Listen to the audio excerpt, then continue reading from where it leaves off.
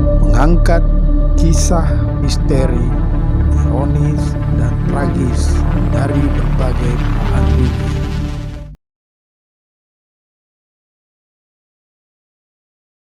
Assalamualaikum warahmatullahi wabarakatuh. Salam revolusi akhlak. Kembali bersama saya, Deng Iwan, dalam kisah gelap. Gerakan People Power semakin masif dan kini menggema mosi tidak percaya dan cabut mandat Presiden Jokowi. Gerakan politik ini mengingatkan publik pada tumbangnya rezim Orde Baru pada tahun 1998 lalu. Apakah rezim Jokowi akan berakhir seperti nasib rezim Orde Baru? Mari kita saksikan dalam tayangan video berikut.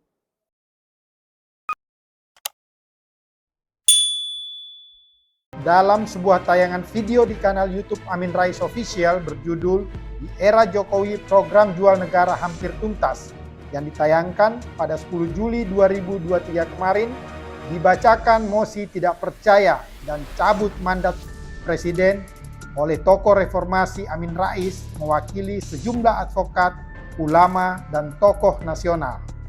Poros pembebasan untuk bangsa dan negara bergerak, petisi bersama advokat, tokoh, dan ulama nasional tentang mosi tidak percaya dan cabut mandat Presiden Jokowi.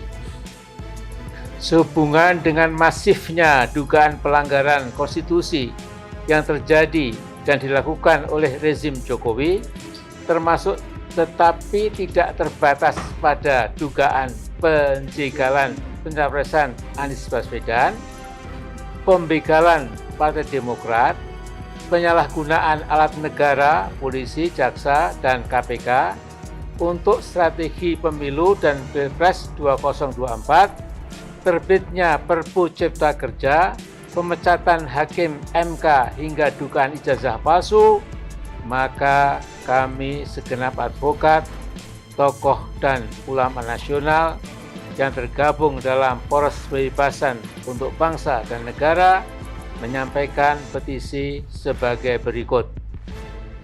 Pertama, menyayangkan sikap DPR RI yang tidak menjalankan aspirasi rakyat untuk memakzulkan Jokowi melalui aktivasi hak angket. DPR RI semestinya menjadi alat kontrol eksekutif, bukan malah menjadi stempel kekuasaan Jokowi.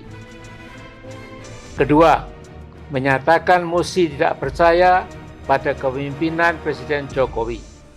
Dengan banyaknya tuntutan rakyat untuk mundur, Presiden Jokowi semestinya mentaati ketentuan TAP MPR RI nomor 6/MPR/2001 tentang etika dalam kehidupan berbangsa dan bernegara dengan menyatakan berhenti dari jabatannya sebagai Presiden Republik Indonesia.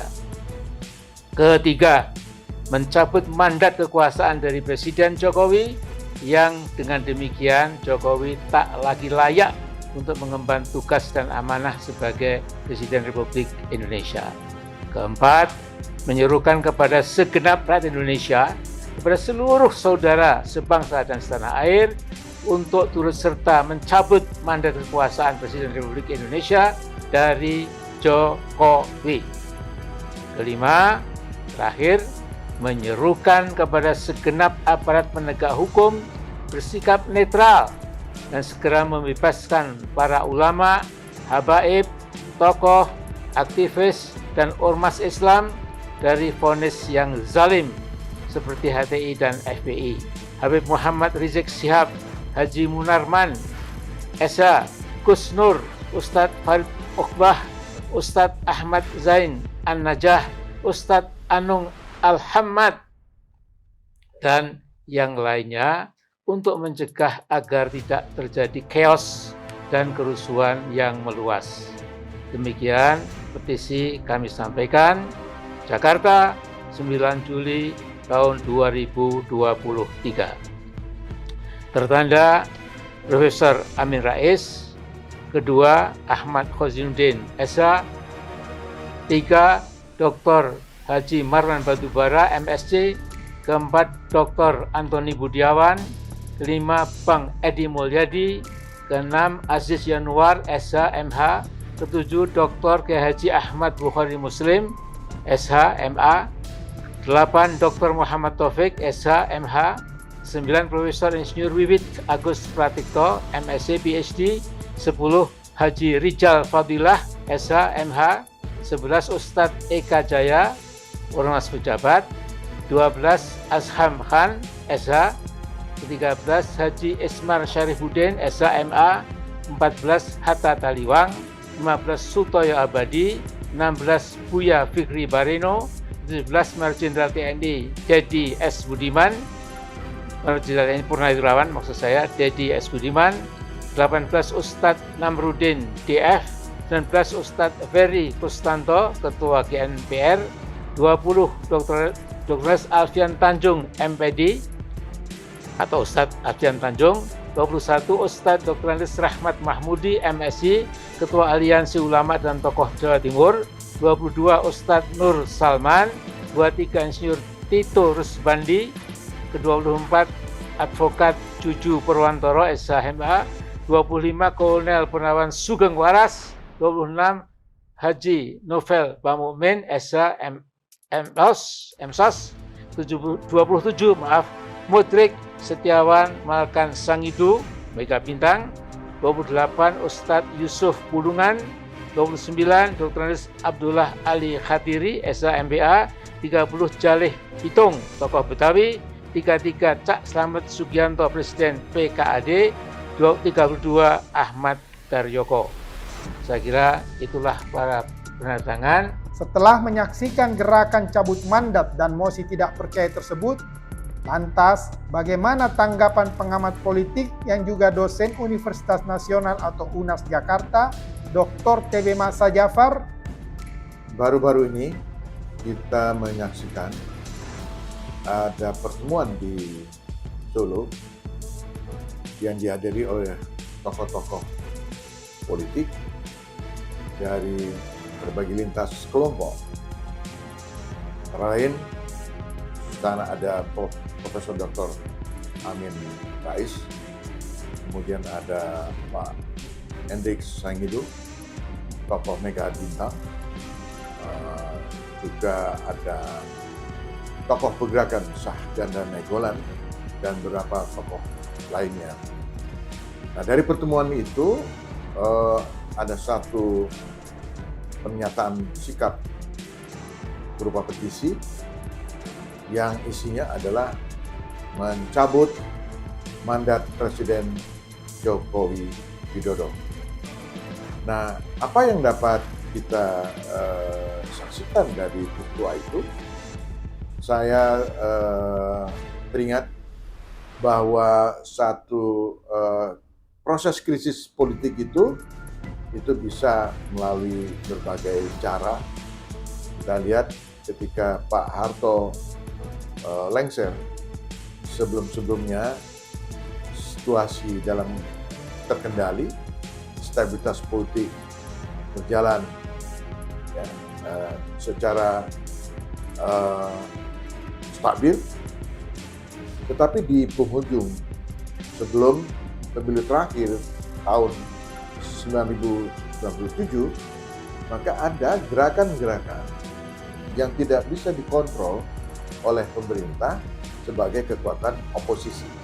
Salah satunya adalah misalnya gerakan Mega Bintang, ya, PDIP waktu itu dikenal sebagai kekuatan oposisi. Lalu dari situ kemudian muncul berbagai kekuatan oposisi. Nah, pernyataan yang dibacakan oleh Amin Rais nampaknya ini mengulangi ya gejala kurang lebih serupa. Ini apakah mau ditenggarai sebagai satu proses dari krisis politik, terutama krisis legitimasi. Nah, ada dua level kalau kita mau lihat ya bagaimana terjadinya krisis politik ini. Yang pertama pada tingkat lembaga formal. Nah, sebagaimana kita ketahui, parlemen itu adalah representasi politik dari rakyat. kedaulatan rakyat itu dipresentasikan oleh parlemen. Tetapi ada kalanya parlemen tidak menjalankan fungsinya dengan berbagai alasan, tetapi yang jelas ketika parlemen itu mengalami satu stagnasi, fungsi kontrol tidak berjalan, artinya parlemen itu sudah berada dalam kendali penguasa. Nah, apa yang terjadi hari ini boleh dikatakan aspirasi atau kontrol politik itu tidak berjalan pada lembaga formal di parlemen, maka kontrol politik itu akan berjalan pada kekuatan arus rakyat. Nah, seperti apa yang disampaikan oleh Pak Profesor Amin Rais mencabut mandat dari jabatan presiden, namanya adalah Joko Widodo.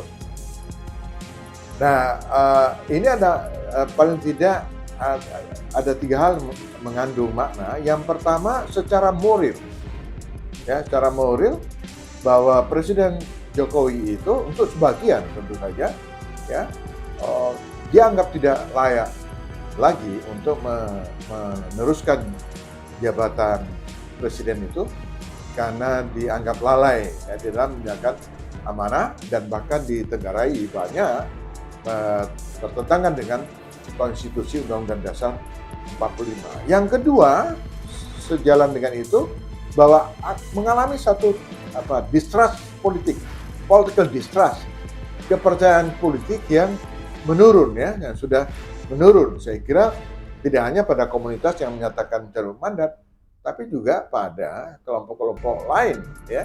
Kita lihat dari Sabang sampai Merauke. Ketiga adalah krisis, akumulasi 2 krisis itu nanti akan bertemu pada krisis parlemen, di mana akan ada suatu reaksi keras, ya, seperti yang terjadi pada tahun 98, rakyat bergerak secara masif, secara spontan, kemudian menduduki gedung DPR MPR, menyatakan bahwa lembaga formal, lembaga DPR MPR tidak lagi mempunyai legitimasi untuk memberikan dukungan kepada presiden, atau dengan kata lain bahwa lembaga legislatif itu akan dipaksa untuk mencabut mandat presiden. Nah, 2 krisis itu akan terjadi. 2 krisis telah terjadi, maka puncak krisis itu kita akan lihat apakah gelombang ketidakpercayaan ini, gelombang protes rakyat, apalagi sudah dikumandangkan people power itu akan berujung kepada tekanan bagi DPR MPR parlemen untuk mencabut mandat itu. Ya, gerakan pencabutan mandat presiden yang dilakukan oleh kalangan rakyat, para elit politik berada di akar rumput, ini bisa jadi sebagai satu gelombang yang dia akan bergulir menjadi bola salju yang kita tidak tahu apakah krisis ini dalam waktu cepat, waktu lambat itu akan bermuara seperti apa. Sebagaimana juga orang tidak pernah menduga ketika terjadi krisis 98 di mana perlawanan dari kelompok-kelompok besar kepada penguasa itu dianggap biasa-biasa saja, tetapi sesuatu yang di luar dugaan bahwa pemilu tahun 1997 itu menggambarkan bahwa Pak Harto mendapat dukungan dari partai politik atau suara di parlemen itu hampir 80%. Tetapi hanya waktu yang tidak sampai 1 tahun kemudian Pak Harto dijatuhkan oleh kedaulatan rakyat. Oleh karena itu, apa yang ingin saya sampaikan, parameter secara institusional itu tidak menggambarkan bagaimana dinamika proses-proses yang berjalan secara silent. Kita tidak bisa pastikan, bisa saja sesuatu yang kita tidak duga itu akan terjadi.